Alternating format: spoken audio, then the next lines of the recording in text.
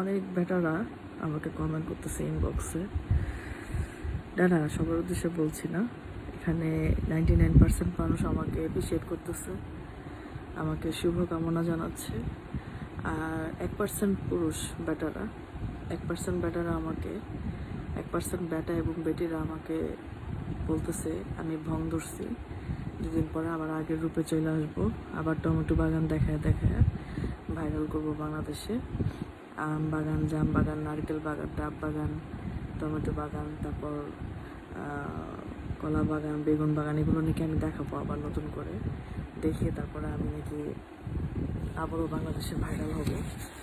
তো আসলে তাদের উদ্দেশ্যে একটা কথা বলতে চাই, একটা মানুষ যখন সদা সৎ পথে আসে, সত্য কথা বলে এবং সে তার পিছনের জীবন থেকে মাফ চেয়ে ফিরে আসে, তখন যারা তাকে পিছনের দিনের কথা মনে করিয়ে দেয় তারাই আসলে প্রকৃত খারাপ।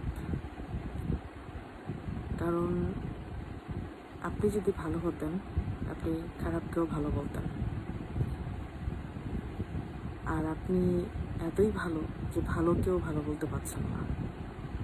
তো আপনাদের উদ্দেশ্যে, আপনাদের সেই সকল বেড়াবেড়িদের, আপুদের উদ্দেশ্যে, ভাইদের উদ্দেশ্যে আমি বলতেছি যে একজন মানুষকে আপনি অ্যাপ্রিসিয়েট করতে না পারেন, খুশি করতে না পারেন, তাকে অন্তত কষ্ট দিয়ে কথা বলেন না। কারণ আপনি তাকে আগে ফলো আপ করেন, পর্যবেক্ষণ করেন 2 মাস, 3 মাস, 6 মাস, তারপর আপনি যে তাকে জানান যে তুমি আবার সে আগের মতো হয়ে গেছো। কিন্তু আমি মাত্রই একটা জিনিস আপনাদেরকে বলছি যে আমি আর এই ধরনের ভিডিও করব না, করলে ভালো ভিডিও করব।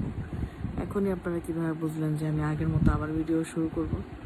আমি তো এখনও শুরু করিনি। সো আমি যেহেতু শুরু করিনি, সেহেতু আপনারা এখনই এটা আমাকে বলতে পারেন না।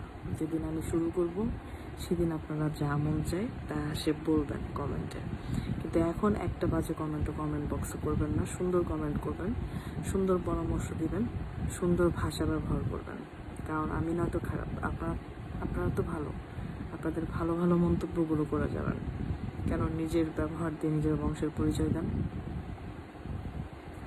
আমি একটা সুন্দর ডিসিশন নিছি, সুন্দর একটা রাস্তা বাইছে নিছি। আপনারা আমাকে সহযোগিতা করেন, বুদ্ধি দেন, ভালোবাসেন, সম্মান দেন, আমাকে আমার মতো করে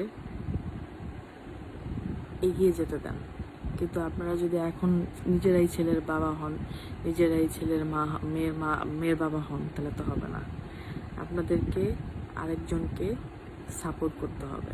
তারপর আপনারা বলতে পারবেন যে তোমাকে সাপোর্ট করছিলাম, ভালো পরামর্শ দিয়েছিলাম, কিন্তু তুমি আসলে ভালো হওনি। আগে দেখেন আমি কি করি। আমার ইনশাল্লাহ আর কখনো ভুল হবে না, আমি এতটুকু আগেই বলেছি, এখনো বলছি।